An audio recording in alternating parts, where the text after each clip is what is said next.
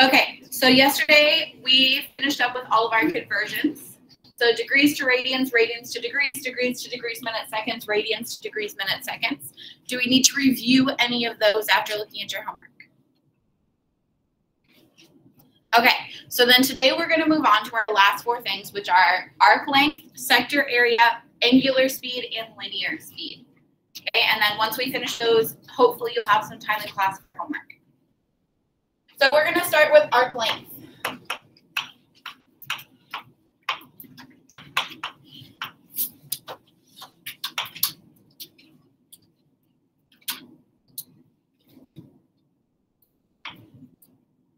I'm going to draw a pretty picture so you know what I mean when I'm talking about arc length.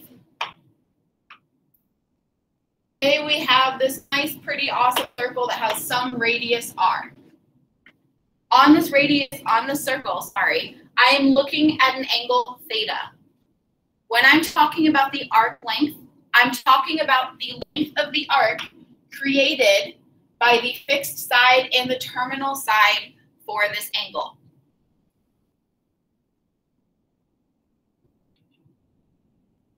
Okay, so this is the red right here. I'm looking to calculate the length of that r for any given angle theta on any circle with radius r. So, of course, somebody with way more time than us and way more smarter than us, way smarter than us came up, maybe I meant to do that, with an equation for calculating your arc length, and that is S equals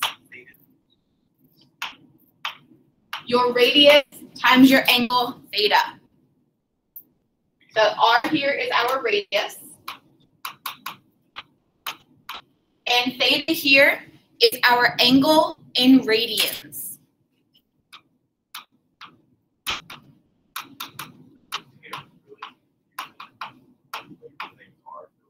I know, that's why I put radius underneath. And typically if we have an angle measure, we don't label it radians because we automatically know that it's radians if it's not degrees. Okay, so the key point here is that my angle is measured in radians, which means when I'm doing these calculations, I need to make sure that my calculator is in radian mode. Okay, so everybody get out your calculator right now, your graphing calculator, so I can show you how to put it into radian mode if it's not already there. So those top 10 don't work. I haven't bought batteries for them yet, but it'll work on the other one as well because it has two different modes. Or it should anyway. Majority of scientific calculators can also be changed from radian to degree or degree to radian. But this is why we have our graphing calculators and why you need to bring yours with you. Okay? So what you're going to do first is turn it on because I know you probably haven't used it in a hot minute. You're going to go to where it says mode, which is next to our second button. On the scientific calculators, it might be in a different spot. We're going to go down to where it says radian and degree, and you need to make sure that your calculator has selected radian, so that should be the shaded selection. If it's not, you can use your arrow cursors to move over, and then you press enter, and then second quit, and your calculator is now in radian mode. This means anytime I plug in an angle, it has to be a radian angle. If I plug in a degree angle, I will get the wrong answer. Was everybody able to turn their calculator into radian mode? How do you know? Sure. If you go to mode, it should have a black box, or it should be shaded around the word radian. Okay, well, third line.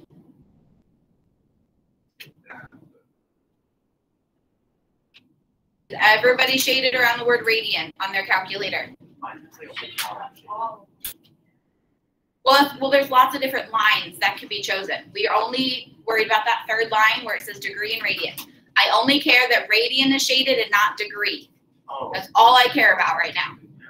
There's a lot of different presets that are already on here that we will adjust as we move through this, okay? But I only care about that third row right now. For the scientific calculators, it is a different row, I think. I don't think it's the third one. Question Questions, concerns, or issues about putting this in radian mode? No, we're good. So this means that if I'm ever plugging in a degree angle measure, what mode do you think my calculator needs to be in? Degree. So make sure you're paying attention to what you're plugging in and what mode your calculator is in, because it will throw off your answers. Okay, so now that we are in radian mode, I am good to go ahead and start these calculations. I know you're so excited about that. So let's go ahead and do an arc length example. So let's say I have a circle with a radius of 11 inches and an angle that is 150 degrees. And I would like to calculate the arc length for this given angle.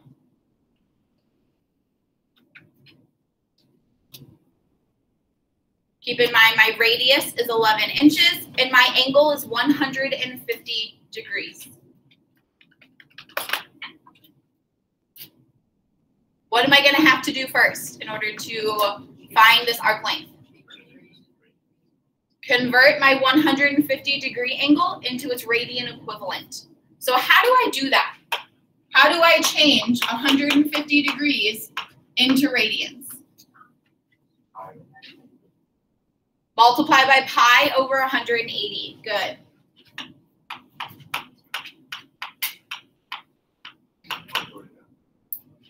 I multiply straight across. I also recognize that my degree units are going to cancel out. So I have 150 pi over 180. Of course, I don't want to turn this into a decimal right now because chances are I'm going to round, which could throw off my final answer.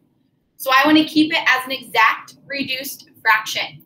So what am I going to take out of 150 and 180? 30. Why is it whatever my Okay. So we take a 30 out. When I do, I'm left with 5 pi over 6 being the radian equivalent angle to 150 degrees. What do I do next? Say that again. Multiply by 11 because that's going to give me my arc length. So S here is our arc length, and that's going to be 5 pi over 6 times 11. Now from here, of course, being the person I am, I prefer that you keep it in a nice, pretty reduced fraction. But if you gave me the decimal to 4 decimal places, I would be okay with it.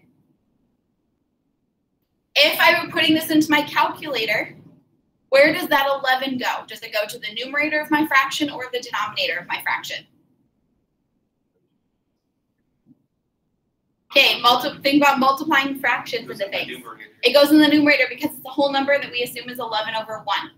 So this would be the same as 55 pi over 6, which I can then put into my calculator and get the decimal answer for. So do that now. Make sure we can get the answer.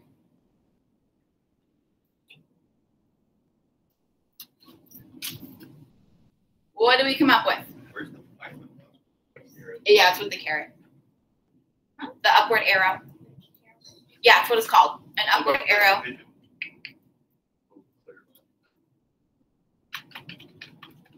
What do we get?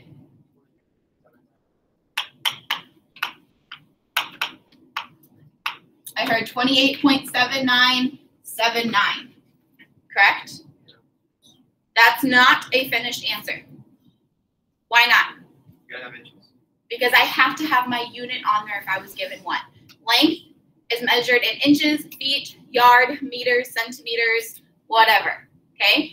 Make sure if it's given to me, I put it on my answer. So here, that would be inches. You never know.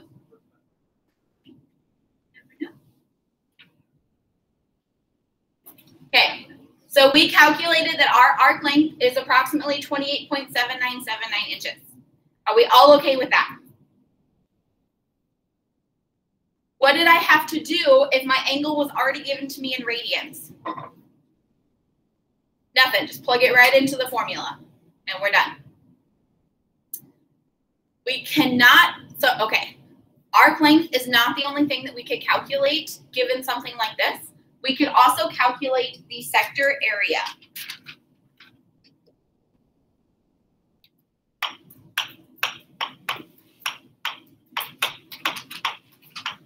So that means given a circle that has an angle cut out of it with radius r, my sector area would be the area of that slice in which the angle encompasses. Using the same radius and theta like we used before, my sector area equation or formula is 1/2 radius squared times theta. Again, r here is my radius, and theta is my angle in radians.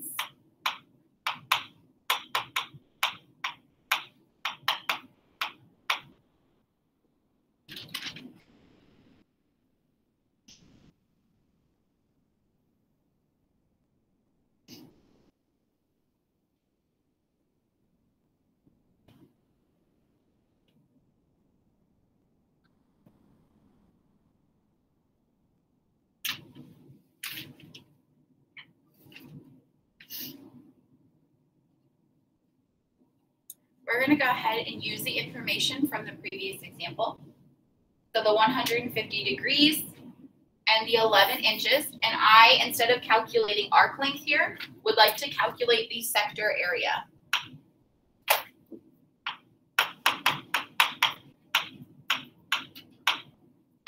So I'm going to be using the 1/2 r squared theta. The good news is I've already done some of the work for this problem. I already know that 150 degrees is equivalent to what radian measure? And I already know that my radius r is equal to 11 inches. So I just need to take that information and plug it in to this formula. When I do, I get 1/2 times 11 squared times 5 pi over 6.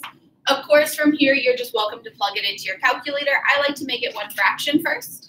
So if you're like me, you would get 121 over 2 times 5 pi over 6, which would give you 605 pi over 12. But that is your choice. And then you would plug it into your calculator and still get the decimal. So what does that come out to be?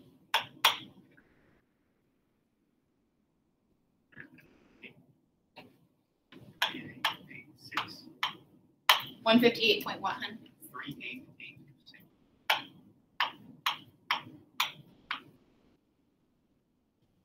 Anybody else get 158.3886? Oh, you're saying you did. Okay. What's my unit label here?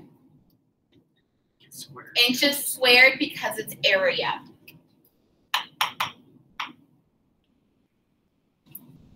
Questions, concerns, or issues with that? No? We're okay? We're going to do one more problem associated with arc length, and then we're going to move on to the linear and angular speed, and then we're done. Okay? It's got to be more than 5 pages. I dig it. You dig it? I like that. Trigonometry is going to have a lot of this. Does that mean we take more days? Yes. We will pretty much have no single day lessons.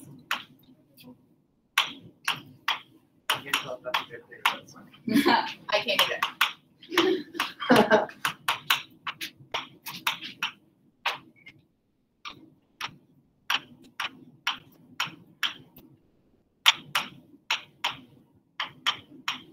Is this an example?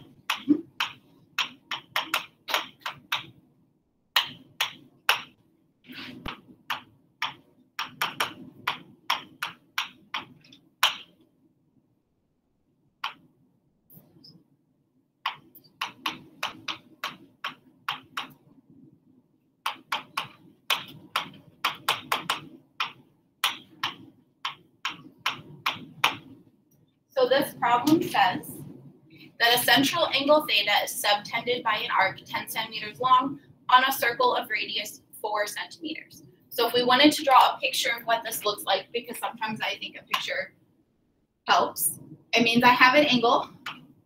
I don't know what the angle measure is, but I know that the arc length is 10 centimeters, and I know the radius is 4 centimeters. And it is asking me to identify what my angle is in degrees. Seeing what information I have been given, what formula do you think we're going to be working off of? Arc length, because I was given the arc length here. So my arc length formula is r times theta. I can go ahead and fill in the information that I already know and then work backwards to identify what my theta angle is. So I know that my arc length is 10, and I know my radius is 4. So filling in that information, yes, Colin? Did I ask for it in inches? What you said earlier that I said I might give you something that's not in the unit I'm asking for, and you have to convert, but not here. Not unless I explicitly say I need it in this measurement.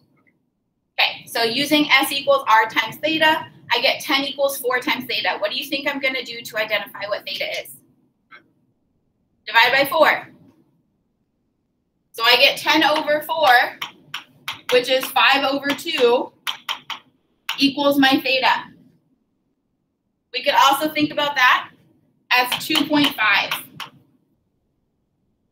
Is that 2.5 in degrees or radians? radians. Radians.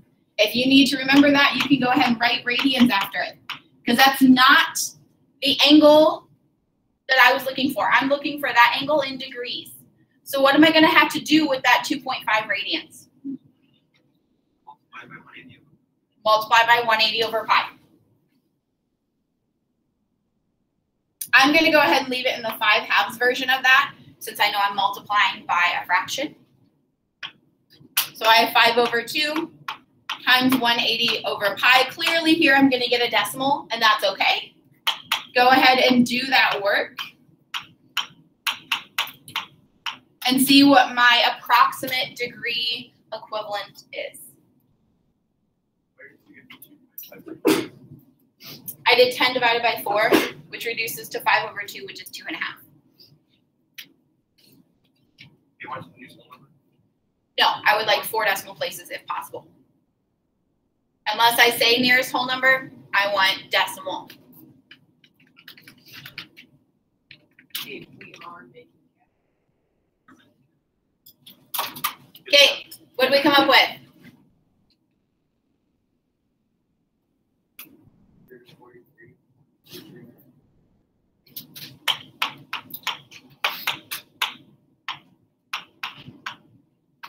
Approximately 143.2394 degrees. Is that what you guys came up with as well? Anybody super confused by where we got that information from? Are we okay? Jojo, you thinking real hard? Are you okay? You're good? Okay. Some of you just look glazed over. I'm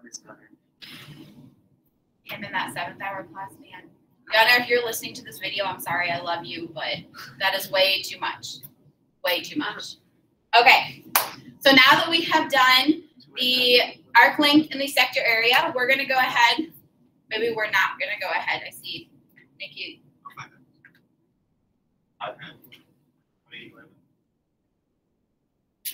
You don't have the 2.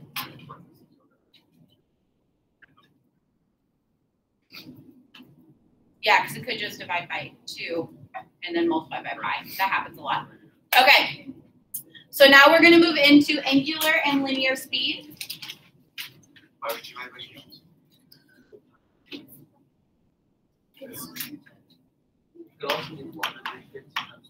Just do 2 by 5.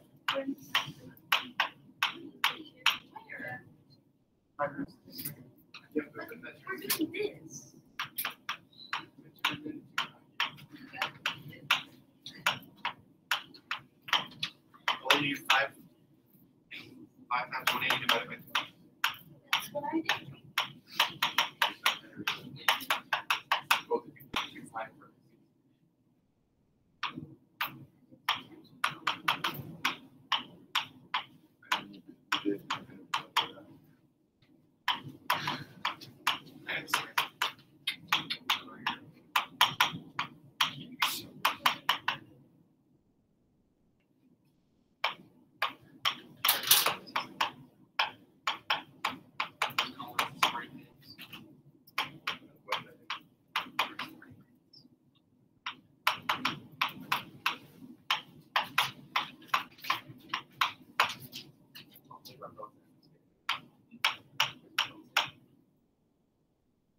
Oh, no. Love it.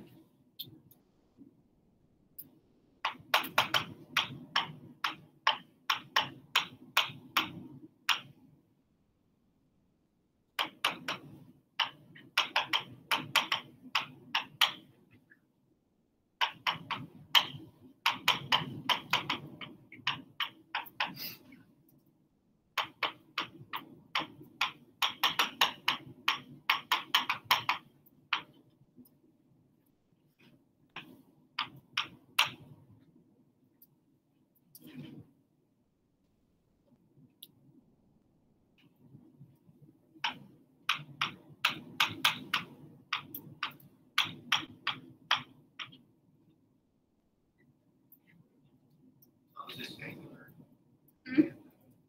Angular and linear speed. Probably something you've already done in physics. We did. You didn't. It is actually angular. Yeah, well, I don't care.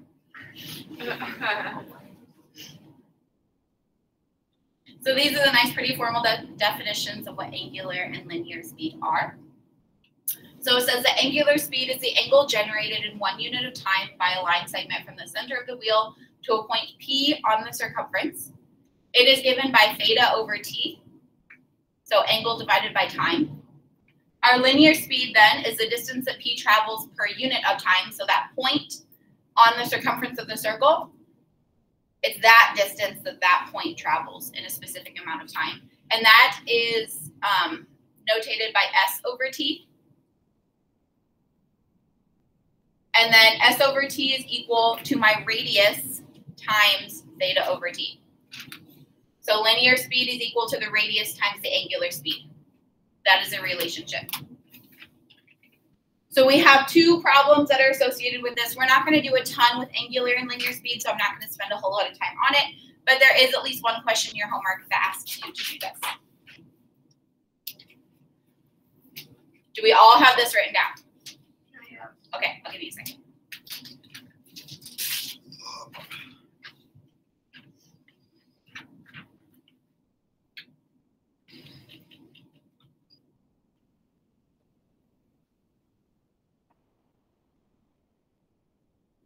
Are you at least on the second half of this? Nadia, you too, huh? Okay. So I'm going to scroll up and I'm going to start writing the problem because it is kind of a story-ish problem.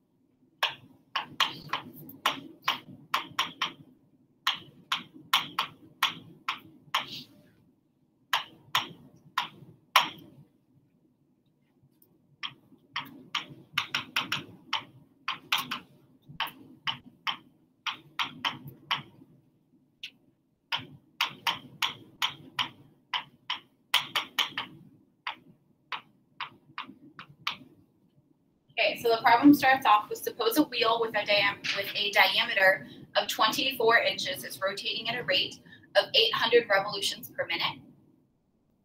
A asks us to find the angular speed of the wheel. No, we did. The second one. Yes.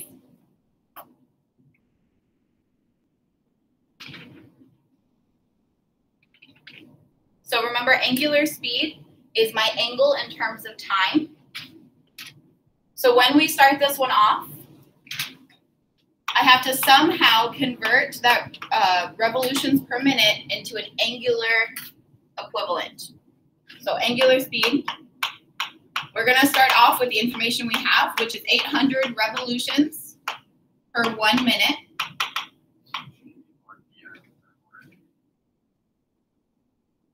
Yes. I even wrote it wrong in my notes. Right. I was like trying to figure out what it stood for. Yeah, revolutions per minute. I'm sorry. I've never been learning this right now. So somehow I'm going to have to turn revolutions and think about it in terms of an angle. So what do I know about a revolution? It's 360 degrees. But do I ever really think about my angle right now in terms of degrees, or do I think about it in terms of radians? Radians, because that's kind of what we've been working with. You'll actually see as we move into this that we spend more time in radians than we do in degrees at this point. So what Jackie pointed out is I know 1 revolution is equal to 2 pi radians.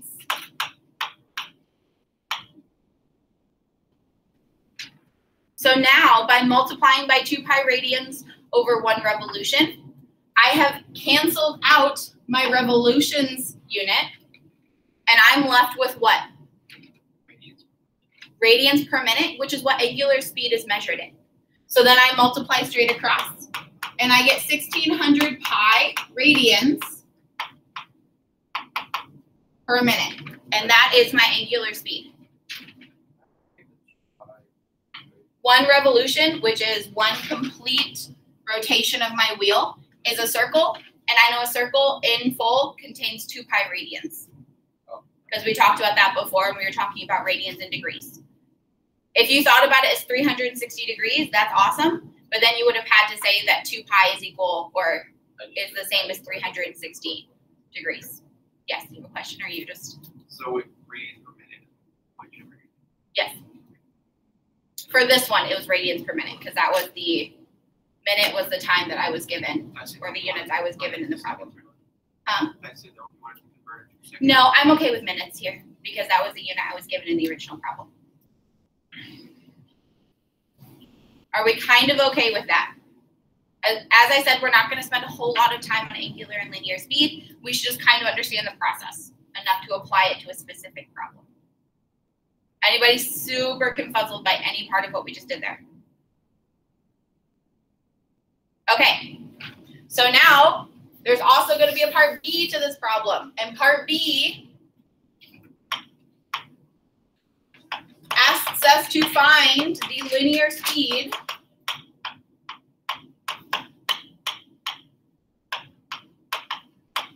of a point P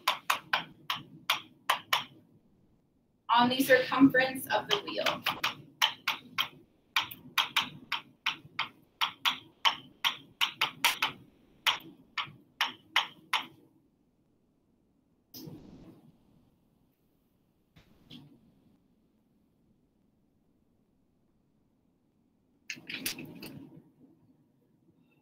So looking at that, I'm a little bit lost, right, on where to start.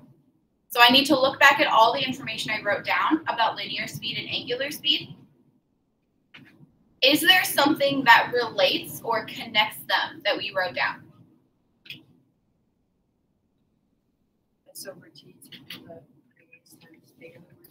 My linear speed is equal to the angular speed, which I already calculated, times the radius of whatever is moving.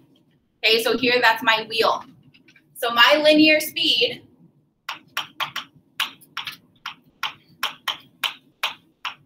is equal to the radius of my wheel times that 1600 pi radians per minute angular speed that I already calculated. So then I can go ahead and fill in the fact that I know the radius is what? 12. How'd you get 12, Colin? Diameter is 24. I know radius is half of my diameter. So my linear speed, I'm going to say LS because I get tired of writing it, is 12 times, or 12 the inches, times my 1600 pi radians per minute,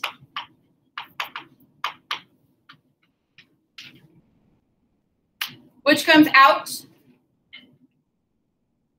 we just multiply it over, to 19,200 pi inches per minute.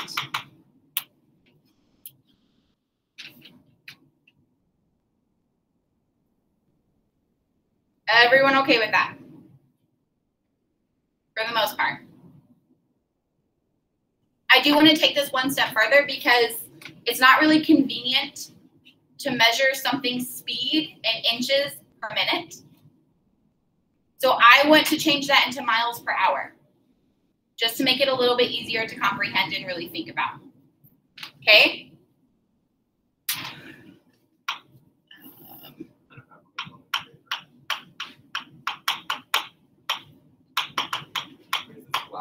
Yes, this is the absolute last thing we're doing on these notes. So the first thing I need to do is I need to write what my linear speed was in terms of minutes and inches. So I write it right, 19,200 inches, or pi, dang it, per 1 minute.